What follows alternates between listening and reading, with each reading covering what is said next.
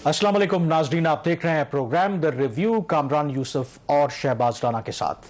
The review में हम पाकिस्तान की मईशत, खारजा अमूर और नेशनल सिक्योरिटी के मामलात पर बात करते हैं, लेकिन इन दोनों ज़ाहिर है कि फोकस बजट के ऊपर है। पार्लियामेंट के अंदर इसके ऊपर बहस हो रही है, बाहर भी इस पर चर्चा हो रहा है। और एक जो इम्पोर्टेंट इशू जो हम जिक्र भी करते रहे कि ज़ाहिर है कि गवर्नमेंट ने टैक्स कलेक्शन अपनी बढ़ानी है, तो जो डेयरी की प्रोडक्ट्स हैं उसके ऊपर गवर्नमेंट ने तजवीज़ किया था और एफबीआर ने कि 17% सेल्स टैक्स लगाया जाए। लेकिन कल इस सिलसिले में शहबाज मुलाकात हुई है फाइनेंस मिनिस्टर से, जो पाकिस्तान डेयरी एसोसिएशन है। ज़ाहिर है कि लगता यूं ही है कि जो डेयरी एसोसिएशन है उसको कुछ खदशात हैं। तो इस मीटिंग का आउटकम क्या है? क्या ऐसा तो नहीं है कि गवर्नमेंट कहीं यू टर्न लेने वाली है इस हवाले से भी, जो डेयरी प्रोडक्ट्स के ऊपर जो वो सेल्स टैक्स लगाने जा रहे हैं? कामरान, ये वाला अगर यू टर्न हो जाता है तो ये अच्छे वाला होगा, मस्बत यू टर्न होगा। डेयरी मसनूआत के जो आप बात कर रहे हैं उसका मतलब ये है कि दही, पनीर, मक्खन, मिल्क की जो क्रीम होती है, टी वाइटनर है, फ्लेवर्ड मिल्क है, तो इन सारी चीज़ों की हम बात कर रहे हैं। बजट में जो हुकूमत ने प्रपोज किया था कि इसका जो सेल्स टैक्स का रेट था वो 10% था, उसको इन्होंने प्रपोज किया कि बढ़ा के 17% कर दिया जाए। तो उसके ऊपर एक शोर पड़ गया था कि ये आप क्या कर रहे हैं। एक साइड पे आप बात कर रहे हैं कि स्टंटिंग है मुल्क के अंदर, लोगों की नशोनुमानी हो रही है, उनकी खुराक ठीक नहीं है, तो ऊपर से आप खाने पीने वाली अशिया के ऊपर टैक्स लगा रहे हो। तो उस कल इनकी एक मीटिंग हुई है, गालिबन उसमें कुछ इनको अश्योरेंस दी गई है। हैविंग सेड दैट, इसमें फिर एफबीआर ने चालाकी की थी कि जो काबीना की मीटिंग हुई थी, जिस मीटिंग में काबीना ने यह बजट अप्रूव किया था, उसमें जो मेरी इतला है, काबीना के मेंबरान को यह बताया गया था कि हम जो टैक्स रजीम चेंज कर रहे हैं डेयरी प्रोडक्ट्स का, वो हम लोकल अशिया की खरीदो फरोख्त के ऊपर नहीं कर रहे हैं, जो डेयरी मसनूआत बनती है पाकिस्तान के अंदर, बल्कि जो बाहर से आती हैं इम्पोर्टेड, तो उसके ऊपर कर रहे हैं। तो काबीना को भी इन्होंने अंधेरे में रखा, और खासतौर पर वज़ीर-ए-आज़म इमरान खान साहब का इसके ऊपर बड़ा फोकस है कि इन चीज़ों की जो कीमतें नहीं बढ़नी चाहिए और इसके ऊपर टैक्स नहीं लगना चाहिए। लेकिन वही काम हुकूमत ने और एफबीआर ने किया। तो फिर कल गालिबन कोई डेवलपमेंट हुई है इस हवाले से, तो मेरे ख्याल जो डेवलपमेंट है उन्हीं से बात कर लेते हैं जिनकी कल इसके ऊपर मुलाकात हुई है। नाज़रीन, इस वक्त हमारे साथ टेलीफोन लाइन पे मौजूद हैं chairman Pakistan dairy association Ali Ahmad Khan साहब। उनसे पूछते हैं कि कल उनकी वज़ीर ख़ज़ाना शौकत तरीन साहब से क्या बात हुई और उनको क्या अश्योरेंसेस मिली। जी अली साहब, आप हमें सुन सकते हैं? जी, वालेकुम अस्सलाम। अली खान साहब, आप काइंडली बताएंगे कि कल आपकी जो शौकत तरीन से मुलाकात हुई है, आपको क्या अश्योरेंसेस मिली हैं? जी, कल हमारी मुलाकात हुई शौकत तरीन साहब से। वहाँ पे रज़ाक दाऊद साहब भी थे और चेयरमैन एफबीआर भी थे, और उनको हमने अपने इश्यूज का समझाया। आई हैव टू से कि वो ऑलरेडी काफी अवेयर थे, और लग रहा था कि जो उनकी तरफ जो टीम है उनको काफी अवेयरनेस है और काफी उन्होंने होमवर्क किया है। और उनकी तरफ से हमें ये एश्योरेंसेस मिली, दो एश्योरेंसेस मिली। एक तो ये कि जो डेयरी के जो वैल्यू एडेड प्रोडक्ट्स हैं उन पे 10% से 17% सेल्स टैक्स लग गया था, तो वो उन्होंने हमें एश्योर किया कि वो वापस 10% पे ले जाएंगे। दूसरी एश्योरेंस उन्होंने हमें ये दी कि दूध पे जो आज से 4 साल पहले एक सेल्स टैक्स का स्टेटस चेंज हुआ था कि वो 0 रेटिंग से एग्जेम्प्ट में गया था, तो उसको वापस 0 रेटिंग पे ले आएंगे। तो ये दो जो बातें थी, ये फाइनेंस मिनिस्टर साहब ने एफबीआर के चेयरमैन को कहा कि इसको इस बजट में इंप्लीमेंट करते हैं। तो अली साहब, अगर आपकी ये दोनों तजावीज हुकूमत मान लेती है और खास करके जो 0 रेटिंग वाली आप बात कर रहे हैं, तो फिर तो जो डेयरी प्रोडक्ट्स हैं वो महंगी होने के बजाय सस्ती होनी चाहिए। तो क्या ये एश्योरेंस आप दे सकते हैं कि ये तजावीज अगर दोनों उस पर अमल दरामद हुकूमत करती है तो जो डेयरी की प्रोडक्ट्स हैं मुल्क में वो सस्ती होंगी? देखें, जो किसी भी प्रोडक्ट की जो कीमत होती है वो एक चीज से तो रिलेटेड नहीं होती, लेकिन हमारे केस में ये जो sales tax 0 rating versus exempt का बहुत मेजर एक इम्पैक्ट था, जिसकी हम पिछले 1.5 से 2 साल में हमें कोई 25 से 30% कीमत बढ़ानी पड़ी। तो मैं कम से कम ये एश्योरेंस तो दे सकता हूँ कि इतनी एग्रेसिव प्राइस इंक्रीज हमें करने की बिल्कुल जरूरत नहीं पड़ेगी, और इंशाल्लाह जो डेयरी प्रोडक्ट्स हैं वो जो आम आदमी है, जो बच्चे हैं, उनके रीच में जल्दी आ जाएंगे इंशाल्लाह। अली साहब, आपसे आखिरी सवाल, आप फरमा रहे हैं कि कीमत बढ़ाने की जरूरत नहीं पड़ेगी, जबकि 0 रेटिंग का यहाँ पे मतलब ये है कि जो भी आपकी इनपुट कॉस्ट होगी, जिस चीज के ऊपर आपको 0 रेटिंग मिली है, वो आपको जो भी कॉस्ट होगी एफबीआर आपको रिफंड कर देगा। तो आपको कम से कम 5-7 रुपए तो उनकी जो कीमत है वो कम करनी चाहिए ना, जिन चीजों के ऊपर आपको 0 रेटिंग की फैसिलिटी मिल रही है। नहीं, دیکھیں یہ آپ کا حساب تقریباً صحیح ہے. میں آپ کو یہ بتاؤں کہ جو پچھلے 3 سال میں جب سے 4 سال میں جب سے یہ زیرو ریٹنگ ختم ہوئی تھی تو وداؤٹ ایکسیپشن سارے جو ڈیری کمپنیز ہیں وہ لاس میں جا رہی ہیں, حالانکہ ہم پھر بھی انویسٹ کر رہے تھے. تو I think we can be assured کہ قیمتیں اگریسولی بڑھیں گی نہیں, اور ڈیری انڈسٹری جو ہے وہ انویسٹ کرے گی in growth and in development, and انشاءاللہ بہتری آئے. چلیں, بہت شکریہ علی احمد خان صاحب. یہ تو میرے خیال میں ایک بریکنگ خبر ہی ہے کہ حکومت نے اگر ان کو یقین دہانی کرائی ہے کہ یہ واپس لے رہے ہیں فیصلہ وہ کہ جو 10% سے بڑھا کر سیلز ٹیکس 17% کر رہے تھے, اور دوسرا جو زیرو ریٹنگ والا بھی معاملہ ہے. لیکن اس میں نوٹ آف کوشن وہ ابھی بھی انہوں نے ایک دفعہ اپنی کہا کہ قیمت کم نہیں ہوگی, انہوں نے کہا کہ اگریسولی بڑھیں گے نہیں, حالانکہ میں نے یہ سوال ان سے دوبارہ بھی کیا. تو میں اس پہ یہاں پہ حکومت کو بھی اس چیز پہ ایشور کرنا چاہیے کہ زیرو ریٹنگ کی وجہ سے ڈیری انڈسٹری کو جتنا بینیفٹ ہوتا ہے وہ کم کریں, قیمت کم ہونی چاہیے. یہ بھی ڈیپینڈ کرتا ہے کہ حکومت کی طرف سے ابھی تک کوئی سرکاری طور پر اس کی تصدیق نہیں ہوئی کہ کیا وہ واقعی یہ فیصلہ واپس لیں گے, اور اگر یہ فیصلہ واپس بھی لیتے ہیں تو مجھے ایک اور کنسرن ہے. دیکھیں, ہم نے ٹارگٹ پہلے ہی کوشچن ہو رہا ہے کہ 5,800 ارب کیا ہم اچیو کر پائیں گے, نہیں کر پائیں گے. اگر یہ فیصلہ بھی وہ واپس لے لیتے ہیں, اس سے پہلے انٹرنیٹ کے اوپر, موبائل کے اوپر وہ فیصلہ واپس لے چکے ہیں, شاید 116 ارب روپے کا وہ ان کو ڈیفیسٹ ہوگا, تو یہ پھر ٹارگٹ سے پورا ہوگا اگر ایک ایک کر کے یہ فیصلے ہم بات کریں گے 26 جون کے بعد. بات آپ کا پوائنٹ بڑا ویلڈ ہے. بہت ساری ایسی چیزیں جس کے اوپر اب حکومت کے اوپر دباؤ آ رہا ہے کہ آپ نے جو ٹیکسز لگائے واپس کریں. ایک تو خود حکومت اناؤنس کر چکی ہے, ڈیری والا آپ کے سامنے آ گیا.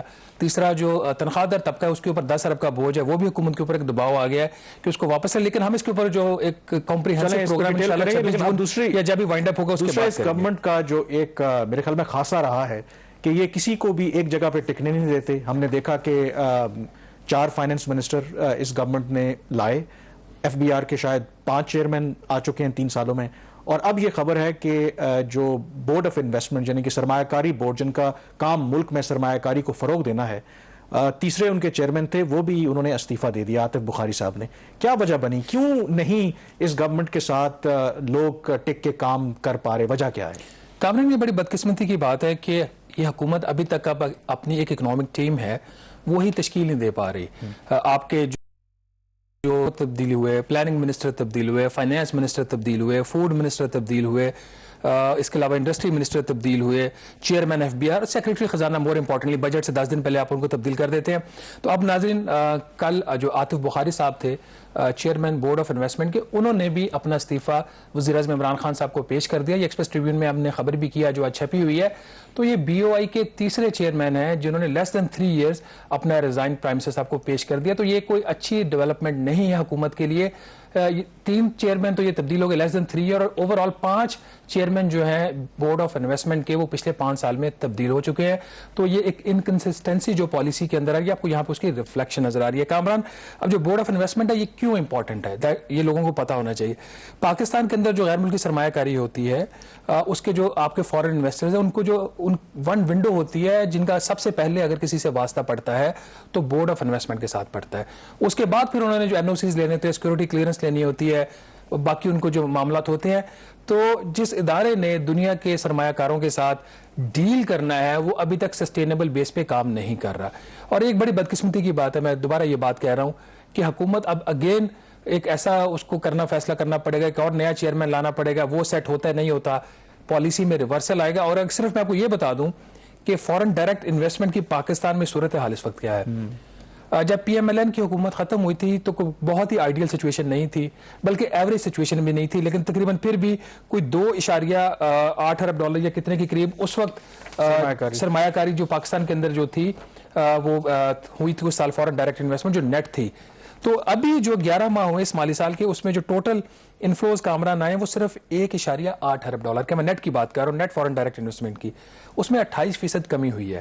اور غالباً ایک جو اعتراض جو میرے ذرائع نے مجھے بتایا عاطف بخاری صاحب کے اوپر یہ تھا کہ آپ ہماری کارکردگی کو پروجیکٹ نہیں کر رہے.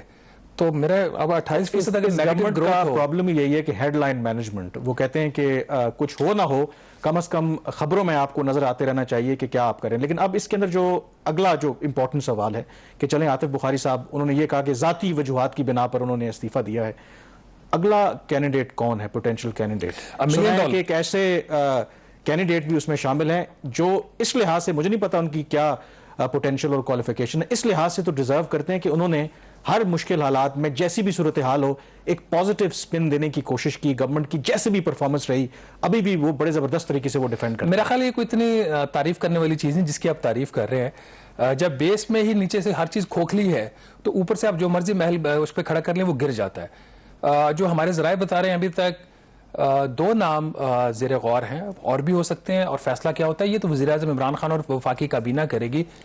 ڈاکٹر شہباز گل صاحب کا جو ایسے ٹو پرائم منسٹر ہیں, ایک ان کا نام چل رہا ہے. ہارون شریف صاحب جو اس سے پہلے بھی چیئرمین بورڈ آف انویسٹمنٹ رہے ہیں, ان کا نام دوبارہ چل رہا ہے. کچھ اور بھی ایک آدھ نام زیر غور ہوگا. ہو سکتا ہے شوکت ترین صاحب کوشش کریں کہ اپنے ہی کسی کیمپ کے بندے کو دیکھیں آئیں. رزاق داؤد صاحب کی اپنی کوئی کوشش ہو سکتی ہے. اس کے اوپر ہم ہاتھ نہیں کہہ سکتے. لیکن ایک بات طے ہے کہ آپ نے بات کی تھی کہ ہیڈ لائن مینجمنٹ. میں اس میں صرف ایک پوائنٹ ایڈ کروں گا کہ اب حکومت ہیڈ لائن مینجمنٹ سے ایک سٹیپ آگے چلے گی. وہ انٹرو بھی مینجمنٹ کرنا چاہ رہی ہے, جو کہ ہم انشاءاللہ تعالی میں تو ہونے نہیں دوں گا, باقیوں کا مجھے نہیں پتا. چلیں ٹھیک ہے, یہاں پر ایک بریک لیتے ہیں, اور بریک کے بعد جب ہم ٹیکس کلیکشن کی بات کر رہے ہیں تو آپ نے دیکھا ہوگا کہ شوکت ترین صاحب کا بہت زیادہ ایمفیسس ہے کہ وہ ٹیکس بیس کو بڑھانا چاہتے ہیں. مطلب اس کا یہ ہے کہ جن لوگوں پر آلریڈی ٹیکس لگا ہوا ہے ان کے اوپر مزید ٹیکس لگانے کے بجائے جو لوگ ٹیکس نہیں دیتے ان کو ٹیکس نیٹ میں شامل کیا جائے, اور اس کے لیے جو ریٹیل سیکٹر ہے اس کو وہ کیپچر کرنا چاہتے ہیں. بریک کے بعد اس پہ بات کریں گے.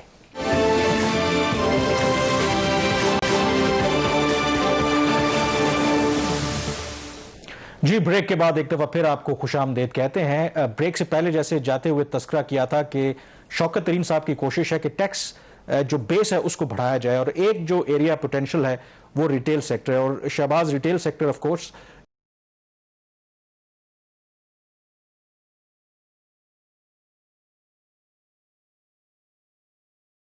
بھی ذکر کیا تھا, بلکہ ایک جو بڑا سٹور ہے اس کا کہا کہ اس کی جو سالانہ جو سیلز ہیں وہ 200 سے 300 ارب روپے ہیں, لیکن اس کی ریفلیکشن نہیں ہوتی جو ٹیکس کے اندر آپ دیکھا جائے.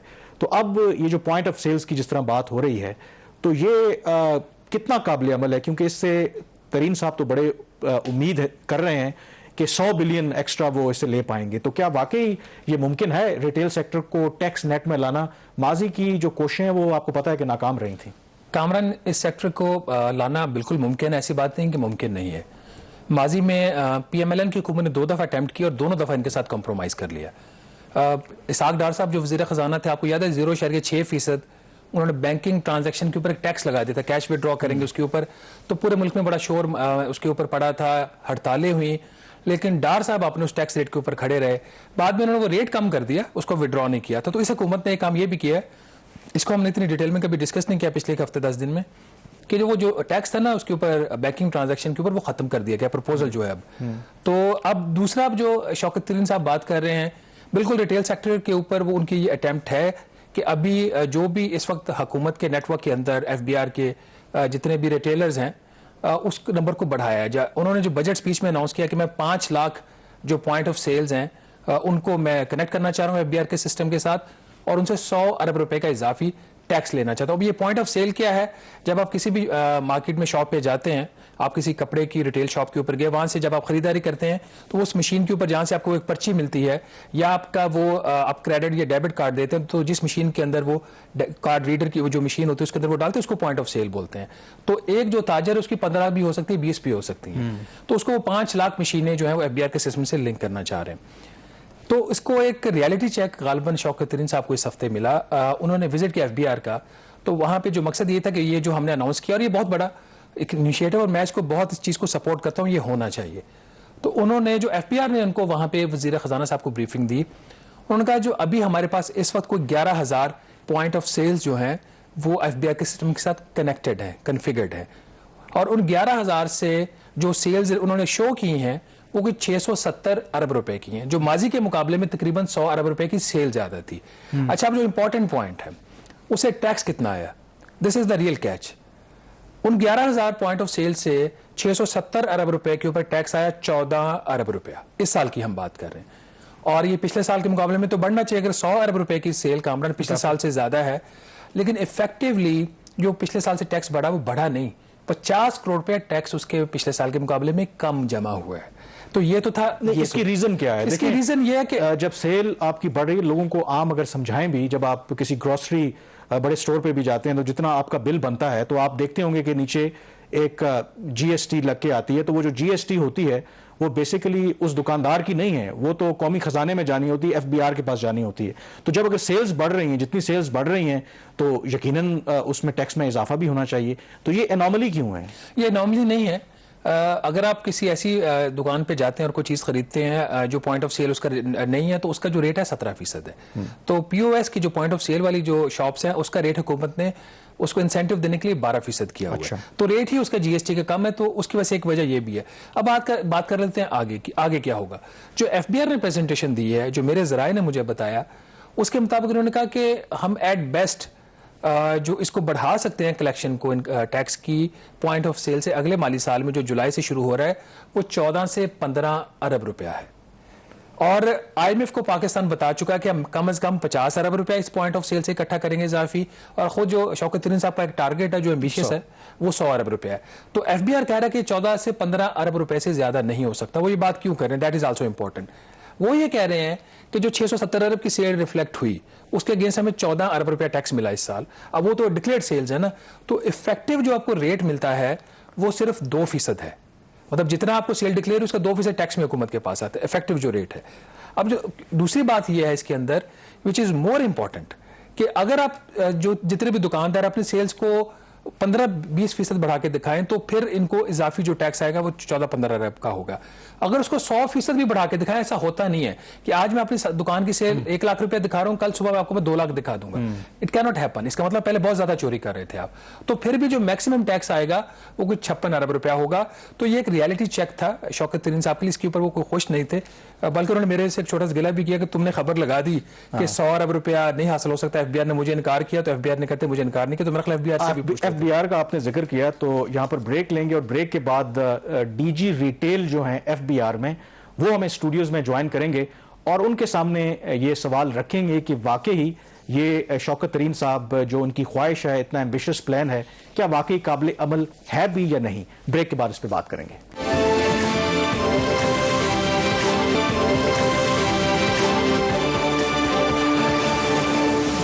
جی, بریک کے بعد ایک دفعہ پھر آپ کو خوش آمدید کہتے ہیں. اسٹوڈیوز میں ہمیں جوائن کیا ہے ابھی ساجد اللہ صدیقی صاحب نے, یہ ڈائریکٹر جنرل ہیں ایف بی آر میں, ریٹیل سیکٹر کو دیکھتے ہیں. تو بہت شکریہ صدیقی صاحب پروگرام میں جوائن کرنے کے لیے. ٹو بگن ود, میرے خیال میں لوگوں کی نالج کے لیے بھی ذرا یہ بتا دیں کہ یہ جو پوائنٹ آف سیل جسے ہم کہتے ہیں یہ کیسے کام کرتا ہے جب ٹیکس کلیکشن کی ہم بات کرتے ہیں. اگر ناظرین کی کامل صاحب, ایسا ہے کہ میں تھوڑا سا ہسٹوریکل پرسپیکٹو آپ کو بتا دوں کہ 74 year history of this country, ہمیں 74 سال میں ہم ریٹیل سیکٹر کو ڈاکیومنٹ نہیں کر سکے. سب سے زیادہ ہماری جو ٹیکس ایویژن ہے اسی سیکٹر میں ہے. تو 2020 میں ہم نے یہ ایفرٹ کی کہ ہم نے جس طرح ٹرکش ماڈل ہے اسی پیٹرن پہ ہم نے کہا کہ جتنی بھی ریٹیل آؤٹ لیٹس ہیں جن پہ جو پوز مشین لگی ہوئی ہیں ان کو صرف ایف بی آر کے ڈیٹا بیس کے ساتھ انٹرلنک کیا جائے through configured soft where program. تو پوز مشین جو ہے بیسیکلی جب انوائس ایشو کرتی ہے تو اس انوائس میں ایک کیو آر کوڈ جنریٹ ہوتا ہے اور ایک ایف بی آر کا نمبر جنریٹ ہوتا ہے.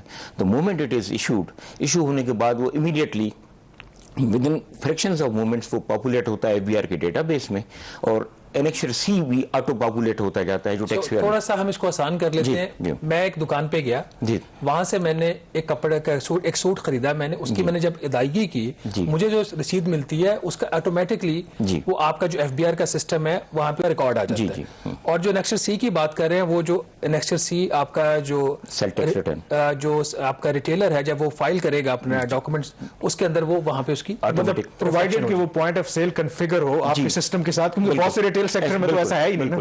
اب اس میں ایک پوائنٹ یہ بھی ہے صدیقی صاحب کہ ایک دکاندار اس کی ایک سے زیادہ بھی پوائنٹ آف سیل ہوتے ہیں اور کئی ہوتے ہیں اور مختلف شہروں میں بھی ہوتے ہیں.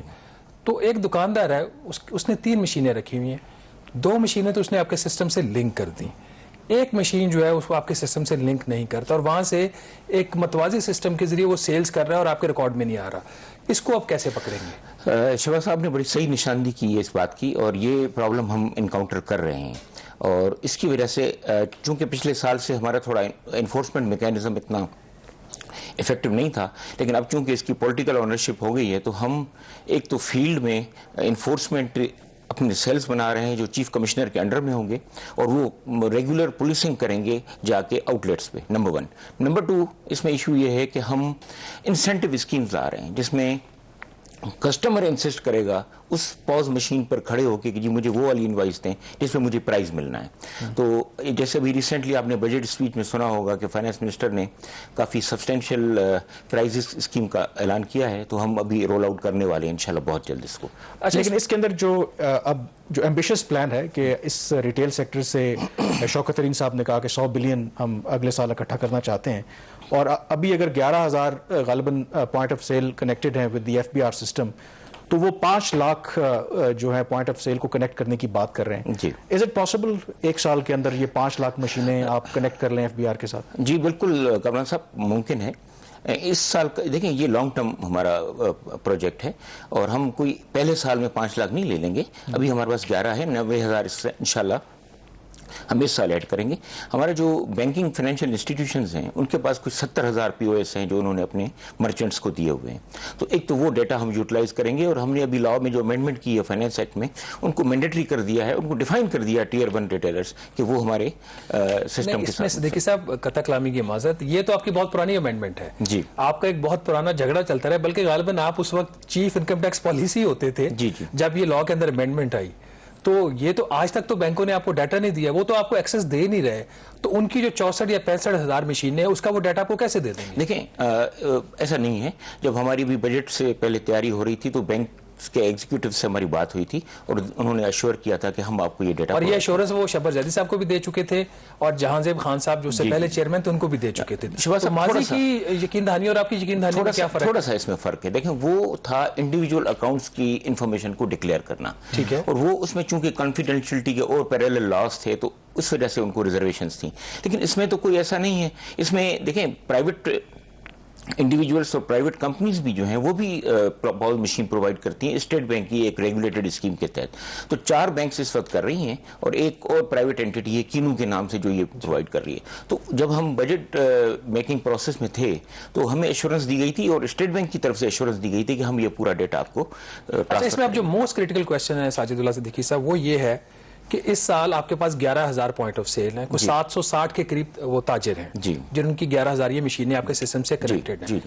14 ارب روپے آپ نے اکٹھا کیا, اور انہوں نے جو سیلز ڈکلیئر کی ہیں وہ 700 ارب روپے کے قریب ہے, 670 11 مہینے میں. ہم کہتے ہیں انہوں نے 800 ارب کی آپ کو پورے سال میں سیلز ڈکلیئر کر دی.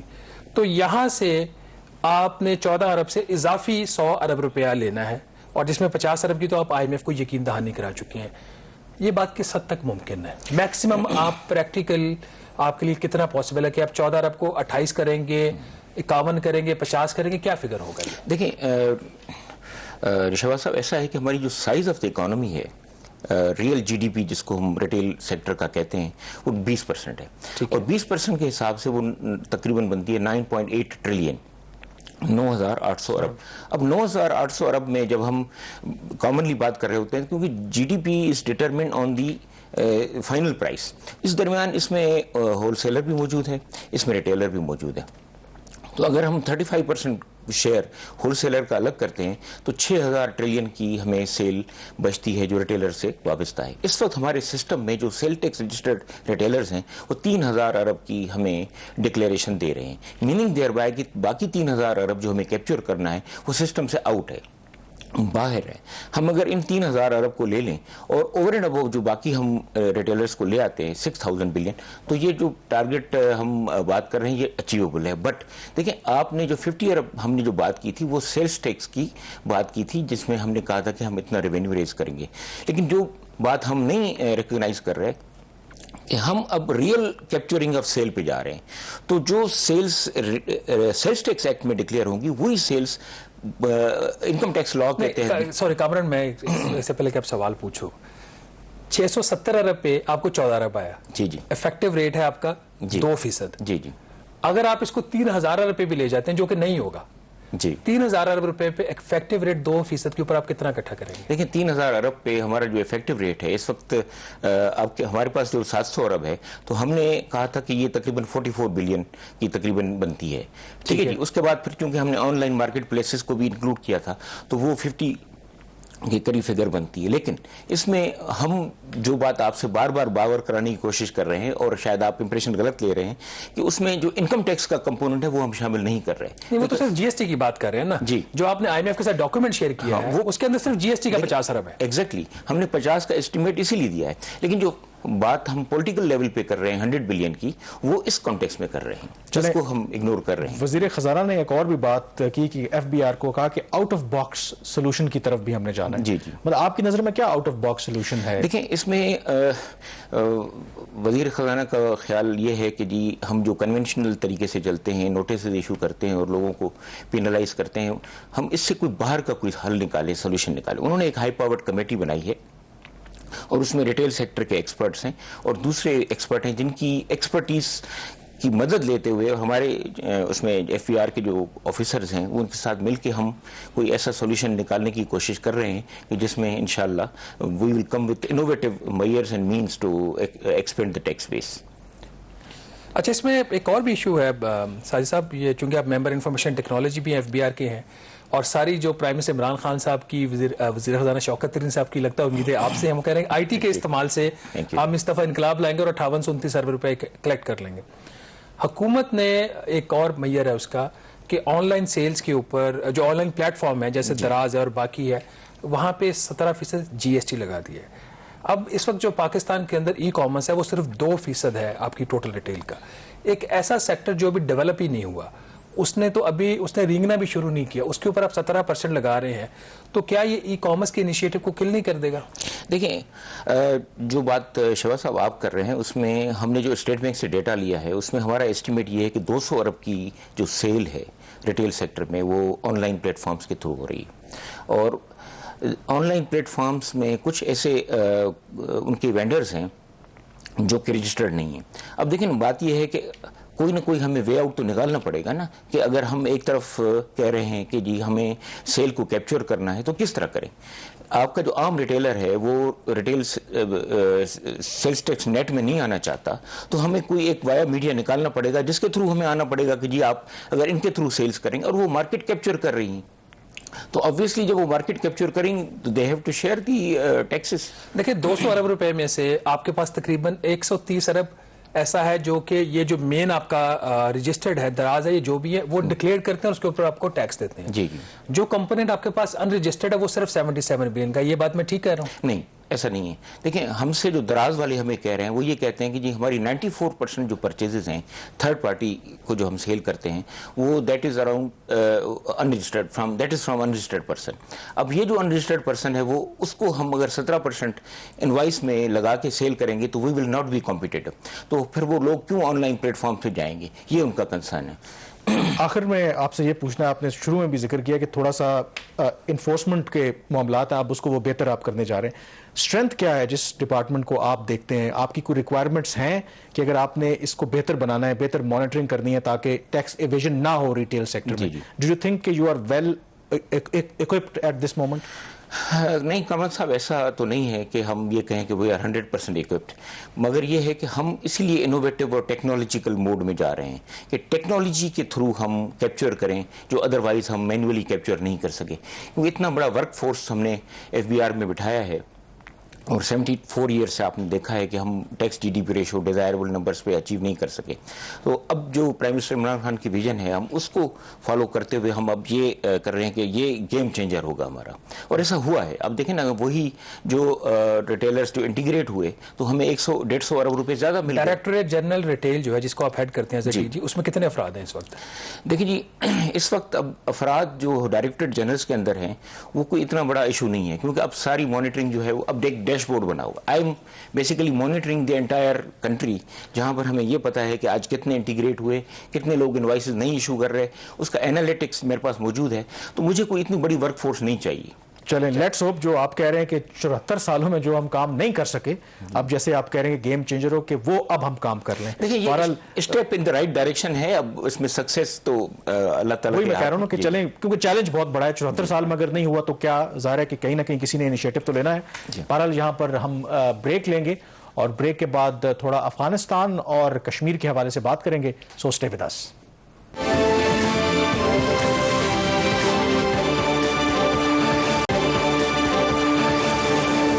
جی بریک کے بعد ایک دفعہ پھر آپ کو خوش آمدید کہتے ہیں. افغانستان کی بات کریں تو امریکی اور جو نیٹو افواج ہیں ان کی انخلاء کا سلسلہ جاری ہے. ویسے تو 11 سپٹمبر کو انہوں نے ٹائم لائن رکھی ہے کہ جب تمام جو غیر ملکی افواج ہیں وہاں سے نکل جائیں گے, لیکن لگتا یوں ہے کہ اس سے کہیں ماہ پہلے امریکی اور جو نیٹو افواج ہیں وہاں سے نکل جائیں گے.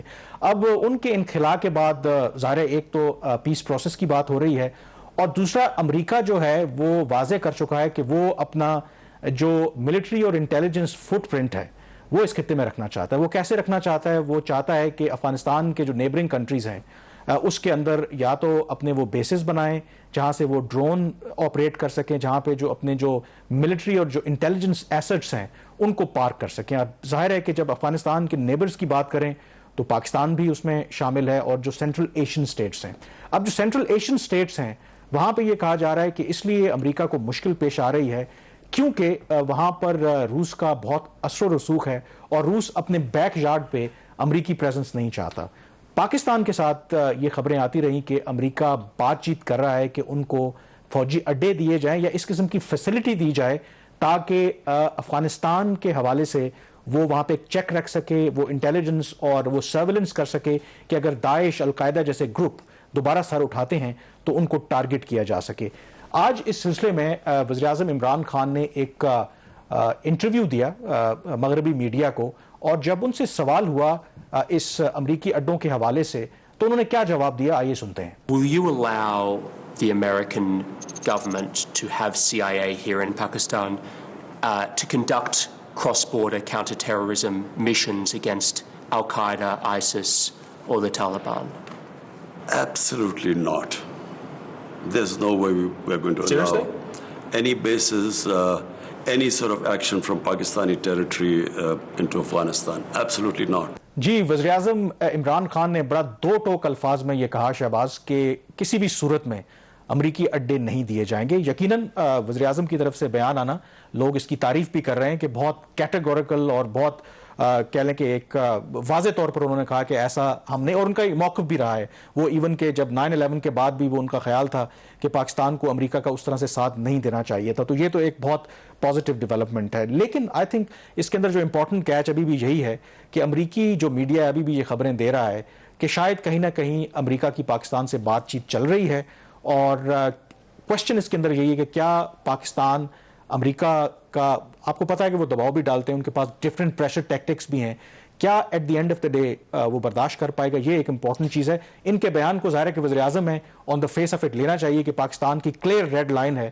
کہ ہم اپنی سرزمین افغانستان کے خلاف استعمال نہیں ہونے دیں گے. کامران اس کو دو حصوں میں ڈیوائڈ کر لیتے ہیں for the purpose of clarity. ویسے یہ ایریا تو یہ آپ کا ہے, میرا نہیں ہے, لیکن میری بھی جو ذرائع سے انفارمیشن یہی تھی کہ بات چیت ان کی ہوئی ہے اور میں کوئی ایسی انفارمیشن نہیں دے رہا جو کسی کو پتہ نہیں ہے.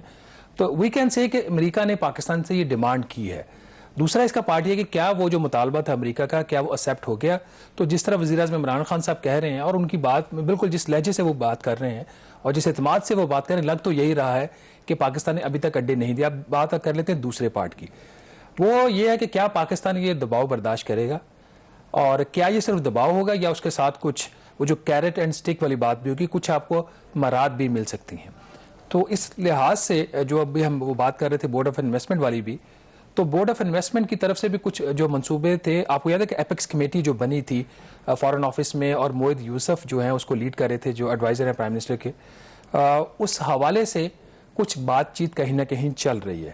وہ جو امریکہ کے ساتھ پاکستان کی بات چل رہی ہے کیا پیورلی وہ اکنامک ٹرمز کے لیے ہے, کیا ہم امریکہ سے اپنے جو اکنامک ریلیشنز ہیں وہ ان کو ریوائیو کرنا چاہ رہے ہیں, یا وچ از مور امپورٹنٹ ہم یہ چاہ رہے ہیں کہ اگر ہم کچھ کنسیشنز امریکنز کو دیتے, اگر ان کو اڈے نہیں بھی دیتے یا کوئی ان کو ریموٹ ایکسیس دیتے ہیں ان کیس آف ایمرجنسی کہ ہم کوئی ارینجمنٹ ان کے ساتھ کرتے ہیں, تو اس صورت میں پاکستان کو کیا وہ انسینٹیوز دیں گے, اس کے لیے ہو رہی ہے. اس کے اوپر حکومت پاکستان کو اپنی پوزیشن کلیئر کرنی چاہیے. اس کے جو جواب ہے، کچھ لوگوں سے میری بات ہوئی کہ آپ ظاہرہ کہ بہتر جانتے ہیں یہ جو بجٹ آیا ہے، مطلب جس طریقے کا گروتھ کے ٹارگٹس رکھیں اس سال بھی اور اگلے سال اس سے بھی زیادہ رکھنے جا رہے ہیں، کچھ لوگوں کا یہ خیال ہے کہ شاید اس کے پیچھے یہ ایلیمنٹ موجود ہے کہ ایک ایکسپیکٹیشن ہے کہ شاید امریکہ کے ساتھ ہمارے تعلقات بحال ہوں گے، وہ IMF ہو یا فیٹف ہو یا اور جو دوسرے ادارے ہیں ان کی طرف سے پاکستان کو شاید توقع ہے کہ کوئی ریلیف ملے گا، جس کو سامنے رکھتے ہوئے ہم اپنی گروتھ کی پروجیکشن کر رہے ہیں. لیکن اس کے اندر ایک اور جو امپورٹنٹ چیز ہے کہ ہمارے ہاں جب اس طرح کے معاملات آتے ہیں تو ظاہر ہے کہ جذبات ہمارے بہت ہائی ہو جاتے ہیں، وہ کہ یہ نیشنل انٹرسٹ کے خلاف ہے کیا ہے. میرا یہ ماننا ہے کہ کوئی بھی جو فیصلہ ہوتا ہے اس کے آپ دیکھیں کہ اچھے پوائنٹس بھی ہوتے ہیں اور اس کے نیگیٹو پہلو بھی ہوتے ہیں. آپ نے ملک کے لیے دیکھنا ہوتا ہے کہ کیا آپ کے ملک کے لیے اگر فوائد نقصانات سے زیادہ ہیں تو آپ کیا ان نقصانات کو برداشت کر لیتے ہیں. تو یہ ایک بڑا کرٹیکل اور میرے خیال میں امپورٹنٹ کوشچن ہے کہ جو بھی ارینجمنٹ ہو، کیونکہ اس کے اندر ایک اور جو سسپیشن ہے، دیکھیں ماضی میں دو کہ اس وقت ڈکٹیٹرشپ تھی، مشرف کیونکہ صدر تھے، آل اینڈ آل تھے، اس وقت بھی بظاہر تاثر یہ دیا گیا کہ امریکہ کو ہم نہ تو اڈے دیں گے، امریکہ کو نہ تو ہم اپنی ایئر سپیس دیں گے. لیکن بہت سالوں کے بعد پتہ چلا کہ ہمارا ان کے ساتھ خفیہ معاہدہ تھا، وہ یہاں سے آپریٹ کرتے رہے. تو کم از کم اب ایک الیکٹڈ گورنمنٹ ہے، ایک الیکٹڈ وزیر اعظم یہ بات کر رہے ہیں کہ جو بھی میرے خیال میں فیصلہ ہونا چاہیے ٹرانسپیرنٹ ہونا چاہیے. اگر واقعی امریکہ کے ساتھ ہم ایک کاؤنٹر ٹیررزم کی کوآپریشن کرنا چاہتے ہیں تو وہ ٹرانسپیرنٹ ہو، جو الیکٹڈ ریپرزینٹیٹیوز ہیں ان کو پتہ ہو. لیکن اگر آپ خاموشی کے ساتھ کریں گے تو ماضی میں ہم نے دیکھا خفیہ جو بھی معاہدے کیے وقتی طور پر تو فائدہ ہوا کچھ لوگوں کو یا مے بی ملک کو، لیکن ان دا لانگ رن اس کا ہمیں نقصان ہوا. تو اس کو اوائڈ کرنا اس میں چاہیے. کامران ایک اور بھی ڈیولپمنٹ ہے، اب جو افغانستان کے اندر جو پیس پروسیس چل رہا ہے اس کا ابھی کیا اس کا سٹیٹس کیا ہے؟ جو ایک اور خبر اس ہفتے آئی کہ جو کابل ایئرپورٹ ہے اس کی جو سیکیورٹی ہے وہ غالباً ٹرکی کو دی جا رہی ہے. یہ کیا ڈیولپمنٹ ہے اور اس کی پاکستان کے لیے اور اوور آل جو افغانستان کا امن کا عمل ہے اس کے لیے کیا اس کی امپلیکیشنز ہیں؟ دیکھیں اس کا جواب یہی ہے کہ کہاں افغانستان کے اندر امن کی بات ہو رہی تھی، امریکہ کوششیں کر رہا تھا. اب جو نیٹو سمٹ ہوئی برسلز میں، اب ڈسکشن اس بات پہ آ گئی ہے کہ کابل انٹرنیشنل ایئرپورٹ، اسے حامد کارزائی انٹرنیشنل ایئرپورٹ بھی کہتے ہیں، اس کو سیکیور کرنا ہے. تو اس سے آپ اندازہ لگا لیں کہ کہاں افغانستان میں امن قائم کرنا اور کہاں کابل انٹرنیشنل ایئرپورٹ کو سیکیور کرنا. اب امریکہ کے پاس آپشن تھا ایک، یا تو وہ اپنے فوجی وہاں پہ کچھ روک لیتا یا پرائیویٹ کانٹریکٹرز رکھ لیتا، لیکن ظاہر طالبان کو ایکسیپٹیبل نہیں ہے. خود بائیڈن کہہ چکے ہیں کہ وہ ایک بھی اپنا فوجی پیچھے نہیں چھوڑیں گے. تو وہ ترکی سے ریکویسٹ کی ہے. ترکی سے کیوں کی ہے؟ ایک تو وہ نیٹو کا جو مشن تھا اس کا حصہ تھے، ایک وہ اسلامک کنٹری ہیں، دوسرا ان کا انفلوئنس ہے افغانستان کے اندر. اب ترکی اس کے عوض جو ہے وہ فائنینشیل اسسٹنس بھی مانگ رہا ہے، وہ دوسری اسسٹنس بھی مانگ رہا ہے. ایون کہ جو ان کا اعتراض ہے رشیا سے S-400 جو ڈیفنس سسٹم خریدنا ہے امریکہ کو، ظاہر ہے اس پہ اعتراض ہے کہ اس پہ بھی آپ آبجیکشن کم کریں. اب ترکی نے اس کے اندر یہ کہا ہے کہ ہم پاکستان کے ساتھ بھی بات کر رہے ہیں اور ہنگری کے ساتھ بھی بات کر رہے ہیں کہ وہ ہمارے ساتھ تعاون کریں. اب میں نے کوشش کی کہ پاکستان کا اس میں کیا رول ہو سکتا ہے. پاکستانی افواج افغان سوائل پر، یہ تو مجھے لگتا ہے کہ بہت ایک امپاسبل سینیریو ہے. اس میں جو امپورٹنٹ چیز مجھے لگتا ہے کہ ترکی پاکستان سے یہ کہہ سکتا ہے کہ آپ افغان طالبان کو اس پر راضی کریں کہ وہ ہمیں کابل ایئرپورٹ کی سیکیورٹی کے لیے اجازت دیں اور ہمارے لیے رکاوٹ نہ بنیں، کیونکہ افغان طالبان نے ابھی تک اس کی مخالفت کی ہے کہ بے شک ترکی ہو یا کوئی اور غیر ملکی فوج ہو، ہم اس کا جو وجود ہے افغان سرزمین پر ایکسیپٹ نہیں کریں گے. ایک اور خبر ہے لیکن اس کو ہم ڈسکس کریں گے اگلے جمعے کے پروگرام میں. بالکل. اس پہ ایک آپ جاتے جاتے کمنٹ کر دیں، ہمارے پاس ٹائم کم رہ گیا ہے. یہ جو اب بھارت نے بھی ایک آل پارٹیز کانفرنس کال کی ہے، ان کے جو پرائم منسٹر ہیں مودی نے، اس کا کیا بیک گراؤنڈ اور یہ کشمیر کے اوپر کانفرنس جو بالکل کل بھی ہم نے اس پہ ذکر کیا تھا کہ پاکستان نے اقوام متحدہ کی سیکیورٹی کونسل کے صدر کو خط بھی لکھا ہے کہ شاید بھارت ایک دفعہ پھر مقبوضہ کشمیر کے اندر کوئی تبدیلی لانے جا رہا ہے. آج یہ خبر آئی ہے، انڈیا ٹوڈے رپورٹ کر رہا ہے کہ 24 جون کو بھارتی وزیر اعظم نریندر مودی نے جو کشمیر کی تمام جماعتیں ہیں ان کے لیڈرز کو بلایا اور آل پارٹیز کانفرنس بلائی ہے. اب اس کے اندر جو کہا جا رہا ہے کہ ایک پاسبلٹی یہ بھی کہا گئی ہے کہ کیا بھارت کشمیر کی جو خصوصی حیثیت ہے کہیں بحال تو نہیں کرنے جا رہا، مطلب اس کو ایک کوشچن مارک انہوں نے ضرور لگایا ہے. لیکن ساتھ ہی اس میں یہ بھی کہا ہے کہ ہو سکتا ہے کہ وہ مزید اس کی ڈویژن کرنا چاہ رہے ہیں، کیونکہ نہ صرف آل پارٹیز کانفرنس سے پہلے یہ ان کو انوائٹ کیا گیا بلکہ جو ان کے ہوم منسٹر ہیں ان کی اجت ڈوول اور ان کے جو مقبوضہ کشمیر کے گورنر ہیں، ان کے جو IB کے چیف ہیں وہ تمام لوگوں سے سیکیورٹی ریلیٹڈ فرائیڈے کو ایک میٹنگ بھی ہوئی ہے. تو یہ بڑی انٹرسٹنگ ڈیولپمنٹ ہے, ہم اس پہ نظر رکھیں گے. اگر کشمیر کی خصوصی حیثیت بحال ہو جاتی ہے تو یہ بہت بڑی ڈیولپمنٹ ہوگی, اور شاید پھر دونوں ملکوں کے درمیان جو مذاکرات کی راہ ہے وہ ہموار ہو جائے گی. لیکن بھارتی وزیر اعظم نریندر مودی پر اس طرح ٹرسٹ نہیں کیا جا سکتا. تو یہ دیکھتے ہیں کہ 24 جون کو یہ جو میٹنگ ہوگی اس کی آؤٹ کم کیا ہوتی ہے, اس پر ضرور ہم آپ کو اپڈیٹ رکھیں گے. بہرحال پروگرام دا ریویو سے اتنا ہی. مجھے کامران یوسف اور شہباز رانا کو اب اجازت دیجیے. اللہ حافظ.